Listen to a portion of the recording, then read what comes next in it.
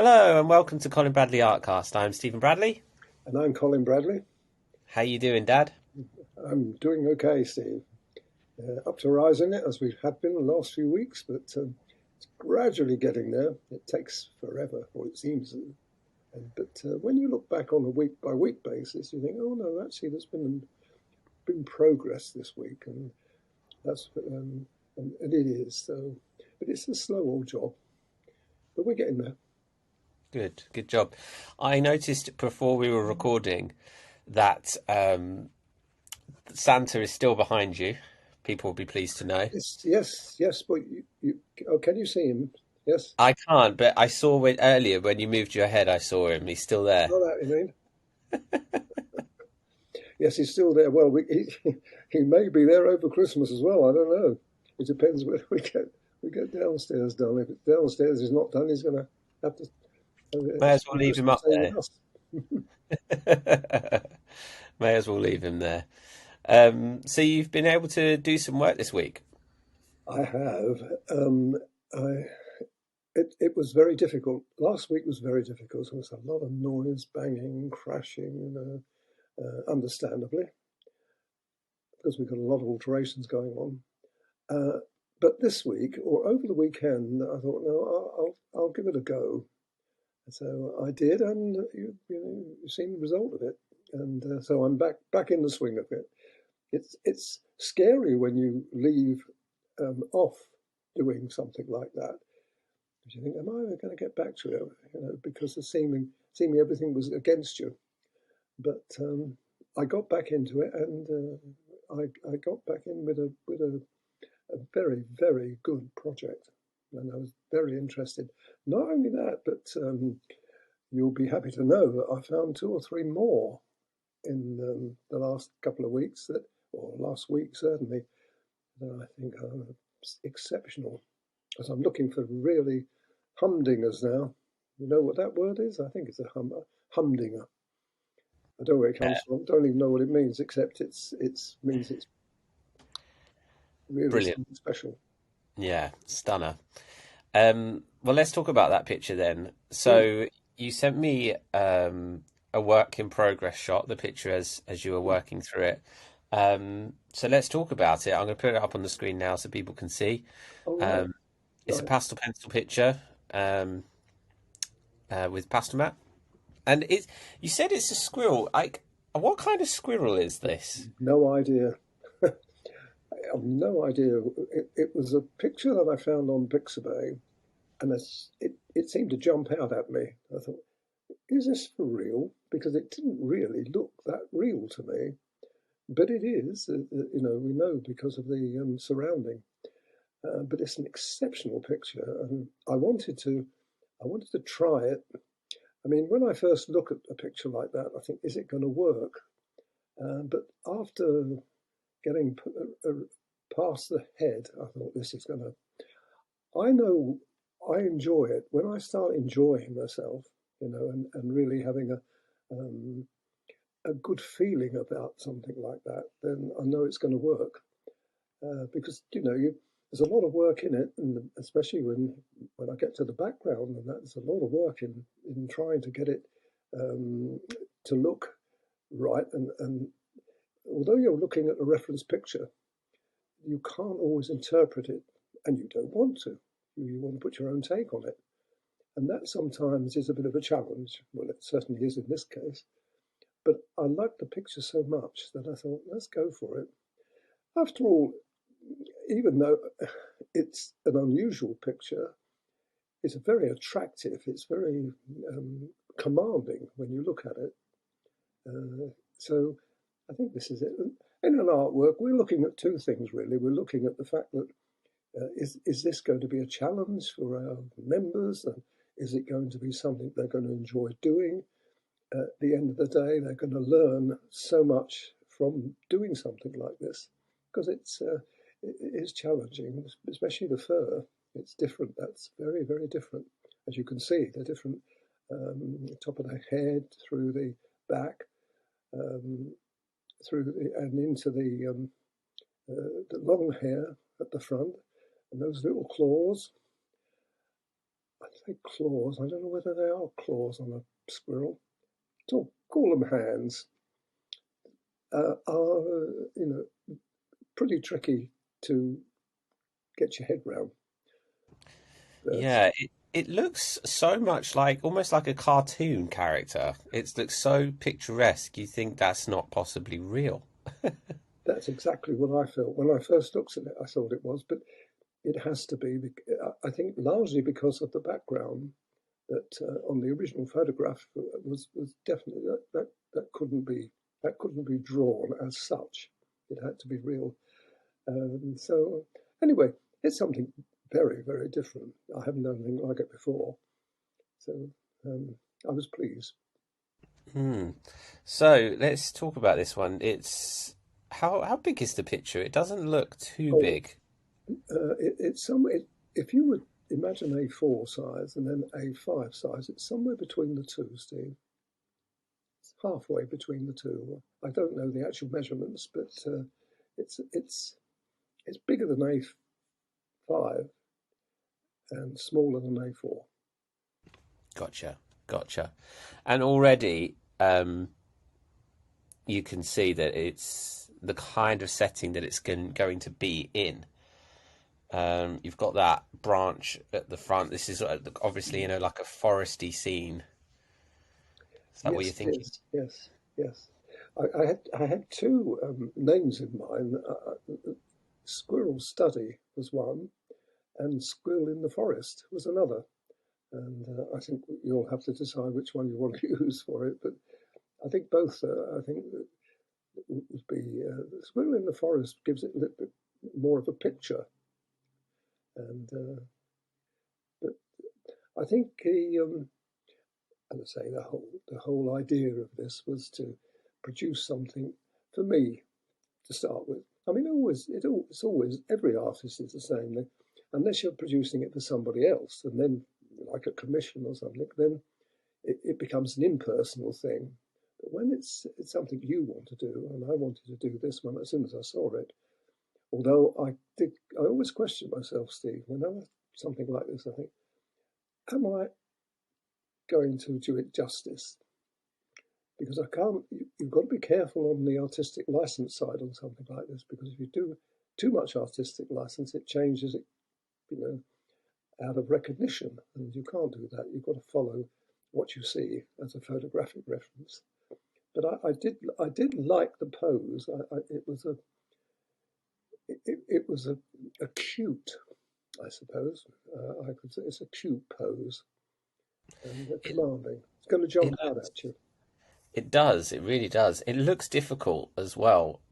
You've got long hair, short hair. A very tricky color combinations. It looks like. Strangely enough, and I've told you before that this less is more. Well, in a situation like this, particularly on the top of the head, where you've got that grey, um, like a different motley effect, that was very quick to do. Really, what I did there, I put the light grey on, then the mid-tone grey, and then the 181. It's only three colours there, and it was very quick, almost too quick. I thought, how can I finish it as quickly as that? And but I did. But again, you could labour that. You could say, "Oh, I do need to, get this exact." You don't have to do that at all. As long as you get the effect, as long as it looks representative of the photographic lesson you've got, then you can leave it at that. But it was quick. It's a quick picture. You wouldn't believe that, would you? You think that it's taken ages to do. It didn't. If I Mm. was putting all the hours together on that, to include a background, I would say it would take me 2.5 days at the most. How much of those days are drawing? No, only possibly 4 hours a day. So you'd be looking at about a 10-hour job, that would be. Wow, that's Not a not as lot much for as you think. the It amount of is work that's involved. it is a smaller picture, which obviously would change the length of time it would take as well. A picture of that size is about 10 hours. Yes, yes, that's right. Well, you've got the same amount of pencils. What you do, you don't get the expanse. And also, when you've got a background, there's a lot of background on that. That doesn't really take very long. That's much quicker to do with the background than it is the actual detail of the animal. Mm. You've looks like you've done one of the trickiest parts, which is the paws, the hands, the claws. How was that? Yes, yes, you're right, and you picked up on something there that I can elaborate on because something like that, and you've heard me say it many times before, and I've said it on video lots of times. If you can't make it out, if you don't understand it, and I didn't, you do what you see. And I did. I still don't understand it at all. I just followed what I saw, um, because it's dangerous to start thinking, "Oh, I'll elaborate that. I'll make it look a bit like a." Well, I mean, how do you know what a hand? I would call it a hand looks like on a squirrel. You don't get that close to them, really. So it's dangerous to start thinking, "Oh, well, I'll do what I think is right." No, I followed what I saw there. I will have an admission for you, though. On the on the bottom, you've got two hands, haven't you? Well, you had another one, only it would be his foot in this case, visible as well.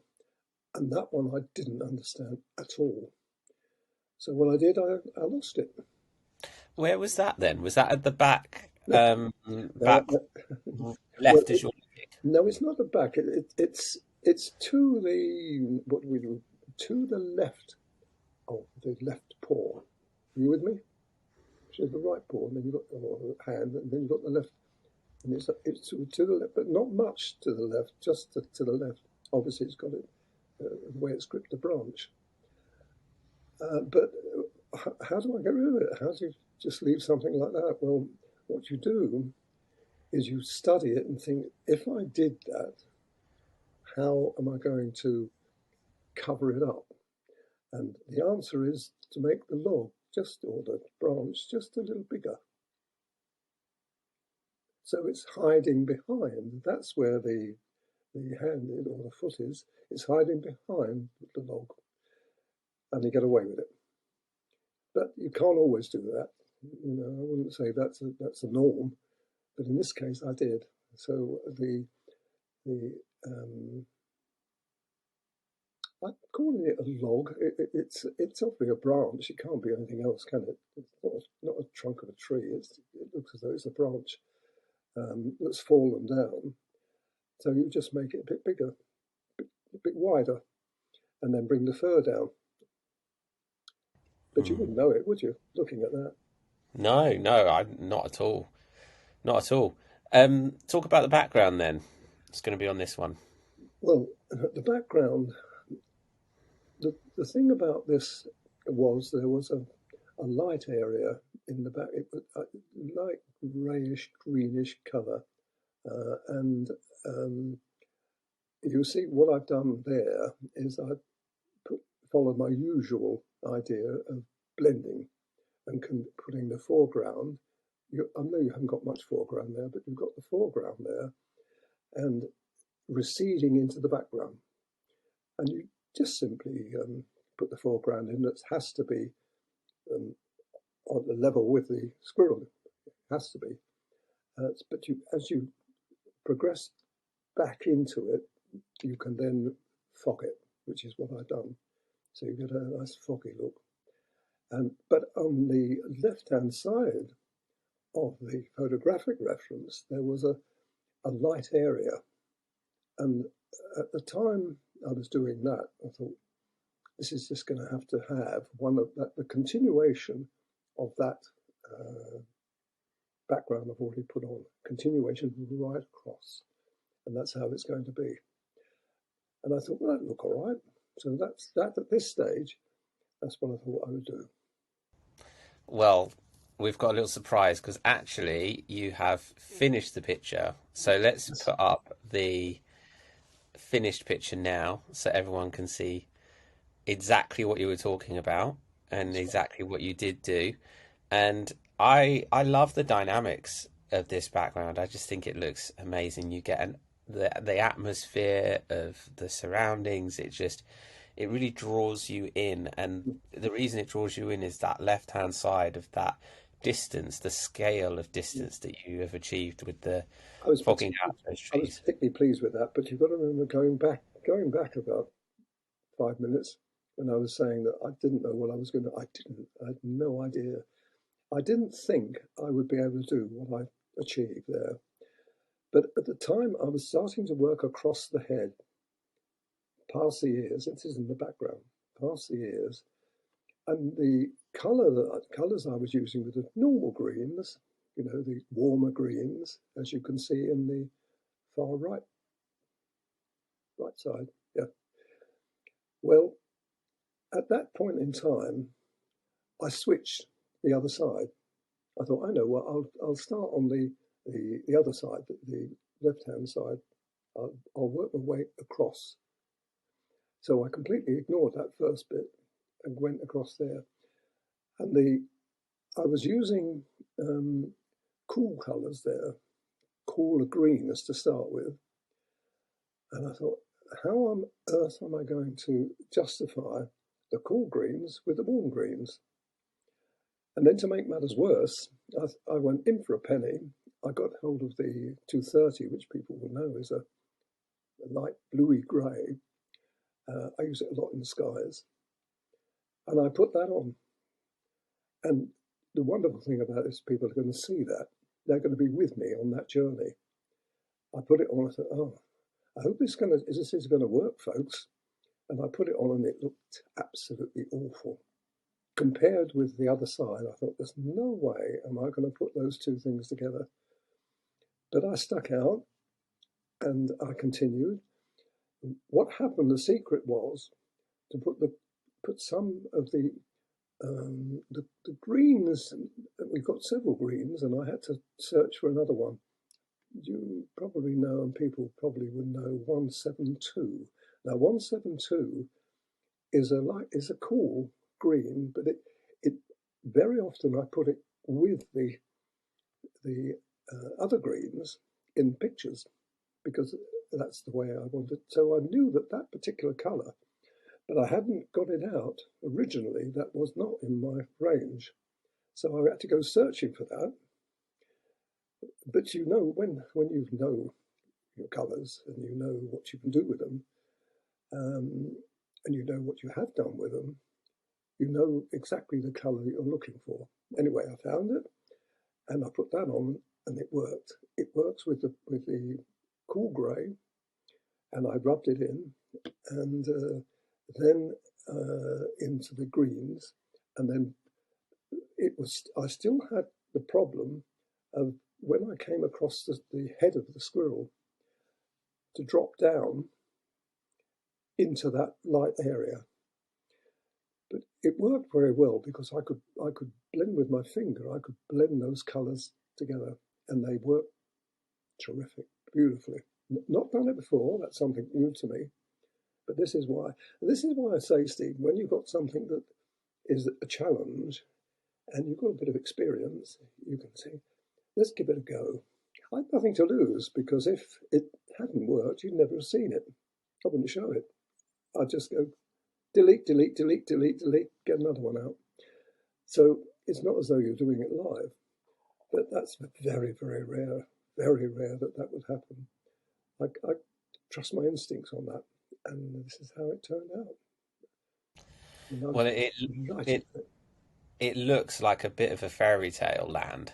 That's right. It's so vibrant and it's like turning a cartoon into a realistic picture. That's Mm. what it looks like. Yes, isn't it? It's something different. I haven't done it before. This is a new thing to me. But I shall look for pictures like that again now because I enjoyed it so much. And when you complete a picture, I put my signature on that in the end. That really was something that I felt justified. I thought, Colin Bradley, you've done a good job here.